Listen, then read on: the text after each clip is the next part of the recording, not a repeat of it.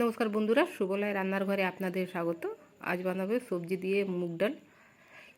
নিয়েছি পাঁচ রকমের সবজি আছে: ফুলকপি, পটল, ঝিঙে, গাজর, ওইদিকে একটা টমেটো, দুটো কাঁচা লঙ্কা আর অল্প আদা নিয়েছি। প্রথমে আমি মুগ ডালটাকে ভেজে নেব। মুগ ডাল ভেজে নেব। ডালটা ভাজা হয়ে গেছে, তুলে নেব। জলটা গরম হয়ে গেছে, দিয়ে দিলাম ধুয়ে রাখা ডাল। দিয়ে দেবো তেজপাতা, দুটো লবঙ্গ, একটা এলাচ। দিয়ে দিলাম অল্প সর্ষে তেল। ডালটাকে সেদ্ধ হতে দেবো। ডাল সেদ্ধ হয়ে গেছে, নামিয়ে নেব। কড়াটা গরম হয়ে গেছে, দেবো সর্ষের তেল। তেল গরম হয়ে গেছে, ফোড়নে দেবো তেজপাতা। দিলাম ধুয়ে রাখা সবজি। ঢাকনা বন্ধ করে সবজিটাকে নরম করে নিতে হবে। দেবো আদা, কাঁচা লঙ্কা, গ্রেট করা আদা। দিয়ে দেবো স্বাদ মতো লবণ, হলুদ আর জিরে গুঁড়ো। দিলাম অল্প জল। দেবো কেটে রাখা টমেটো।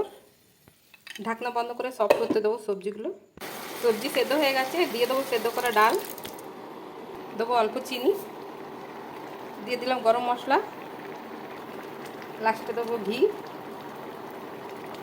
আমার ভেজ ডালের রেসিপিটা হয়ে গেছে বন্ধুরা। যদি আপনাদের ভিডিওটা ভালো লেগে থাকে তাহলে লাইক, কমেন্ট, সাবস্ক্রাইব অবশ্যই করবেন। ধন্যবাদ।